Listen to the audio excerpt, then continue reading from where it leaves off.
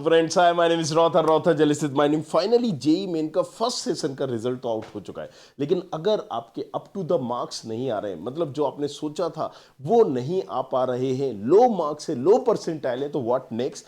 आज टॉपिक इसी पर है और इसी पर हम बात करेंगे। चलिए, so low percentile in JEE Main, what next. सीधी सी बात है, हम जेई मेंस दे क्यों रहे हैं? हम जेई मेंस दे रहे हैं एक अच्छा इंजीनियरिंग कॉलेजेस लेने के लिए या एक अच्छी इंजीनियरिंग ब्रांच लेने के लिए, राइट। सो यहां पर नियम क्या है कि आप एक जेई मेन दीजिए।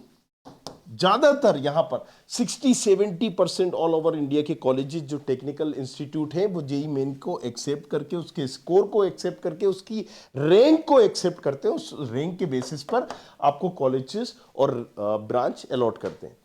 लेकिन सारे कॉलेजेस ऐसा नहीं करते हैं, राइट। बहुत सारी स्टेट की खुद के एग्जामिनेशन होते हैं और उनकी खुद की काउंसलिंग होती है, जो उस स्टेट के टॉप लेवल के कॉलेजेस हैं, टॉप लेवल के कहीं ना कहीं ब्रांचेस हैं, और उसके अलावा जो टॉप लेवल की यूनिवर्सिटीज है वो भी खुद का एग्जामिनेशन कराती है।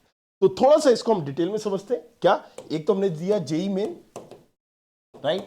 जेई मेन जैसे हम नीट का देते हैं, राइट। एक मेडिकल के लिए एक कॉमन एग्जामिनेशन हो गया, एमबीए के लिए केट का एग्जामिनेशन हो गया, इंजीनियरिंग के लिए जेई एग्जामिनेशन। जेई में 10 लाख लोग मान लीजिए अगर बैठते हैं, तो उसमें से 20% वालों को एडवांस देने का मौका मिलता है। एडवांस वालों के लिए आईटीज के ऑप्शंस आ जाते हैं, बाकी लोगों को आईटीज का ऑप्शन नहीं दिखते। तो जेई मेंस दे दिया, जो क्वालिफाई हुआ उन्होंने जेई एडवांस दे दिया। चलिए, ये तो हमारे बस में है नहीं, राइट, क्या हमने सभी ने एडवांस दे दिए, सभी एडवांस के लिए क्वालिफाई हो जाए, राइट। अगर आप हो चुके हैं तो कंग्रेचुलेसन। लेकिन आज का वीडियो क्योंकि उन लोगों के लिए जो लो मार्क्स है, लो परसेंटाइल है, तो अब हम यहां पर यूनिवर्सिटी एग्जामिनेशन जो होते हैं हम उनको देखेंगे। यूनिवर्सिटी एग्जाम और यहां पर स्टेट एग्जाम्स होते हैं। जैसे कि मान लीजिए आप महाराष्ट्र से हो या फिर कहीं से भी हो, महाराष्ट्र में एडमिशन लेना चाह रहे हो, एमएचटी सीटी एग्जामिनेशन ये आपको देना होगा। यहां से हो बेबजी, राइट, जादवपुर यूनिवर्सिटी या कोई बेबजी एग्जामिनेशन वेस्ट बंगाल का है। इसी तरह से कॉमेट के, राइट, कर्नाटका का आरबी रमैया दयानंद सागर, राइट, ये तमाम बीएमएस ये कॉलेजेस जो हैं वहां पर एडमिशन लेना चाहते हो। यूनिवर्सिटी लेवल एग्जामिनेशन कैसे होते हैं? देखिए, ये होते हैं जो बिटसेट, मान लीजिए बिटसेट क्या है, bits Pilani, bit Hyderabad, bits Goa, अच्छा कॉलेजेस है। इसी तरह से एसआरएम, बीआईटी, मणिपाल, अब ये बहुत सारे ऐसे इंस्टीट्यूट है। फिर बी कैटेगरी की भी यूनिवर्सिटीज आती है, फिर सी कैटेगरी की भी आती है। फिर अगर आपको नीचे वाली यूनिवर्सिटी लेना हो तो उनके भी एग्जामिनेशन होते हैं, चितकारा, अमेठी, लवली, शारदा, ये बेनेट, राइट। सो आप इनको भी देख सकते हो। तो ऑप्शंस बहुत सारे हमारे पास होते हैं, बट हम पहले सबसे अच्छे ऑप्शंस को ट्राई कर रहे होते हैं, और करना भी चाहिए।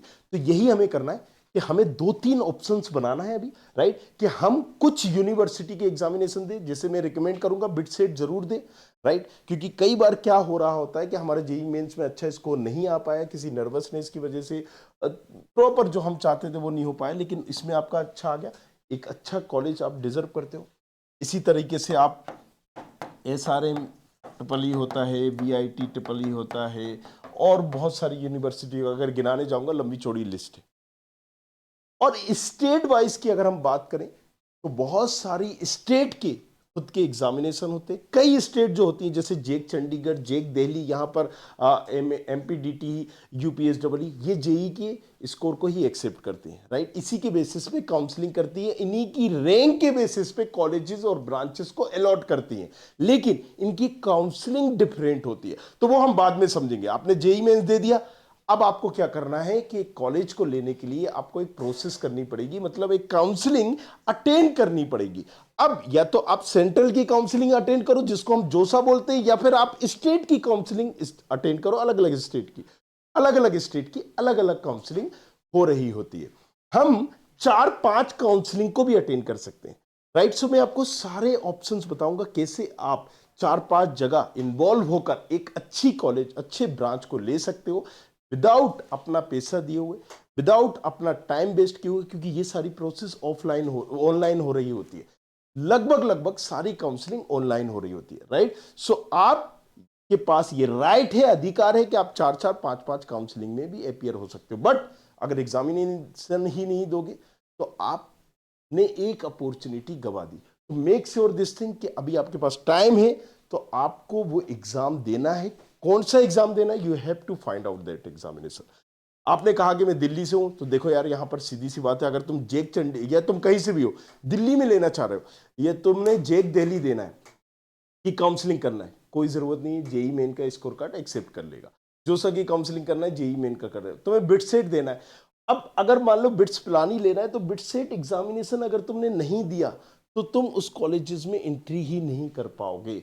Make sure this thing, right. तो जो भी कॉलेज यूनिवर्सिटी आपकी लिस्ट में है उसका एग्जामिनेशन होना है, तो आप उसके एग्जामिनेशन को दीजिए। हो सकता है कि जो आपके लो परसेंटाइल, लो मार्क्स यहां पर आए हो, इसमें आपका तुक्का लग जाए, या फिर आपने जो स्टडी की है वो प्रॉपर फिट हो जाए, what ever it can be, right. तुक्का वर्ड यूज कर रहा हूं, बट यस, आपको समझाने के लिए ये वर्ड यूज कर रहा हूं कि भाई कई बार क्या होता है कि कोई एग्जामिनेशन हमारा उतना परफेक्ट नहीं जाता, उतनी एक्सपेक्टेशन के साथ नहीं जाता है, जो दूसरा हो जाता है। तो जरूर इस चीज को ध्यान में रखें।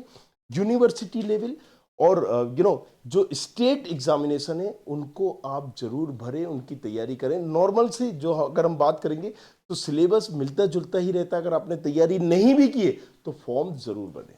बाकी सारी चीज़ों के लिए इस चैनल को सब्सक्राइब करें और बने रहे हमारे साथ इसी तरह की वीडियो के लिए। और काउंसलिंग की सारे स्टेट की एक अच्छा कॉलेज, एक अच्छा इंजीनियरिंग ब्रांच दिलाने का वादा हमारा आपके साथ बना रहेगा। Thank you very much. Thanks a lot. I hope you like this video. For more such videos, keep watching our channel. And do not forget to like, share and subscribe.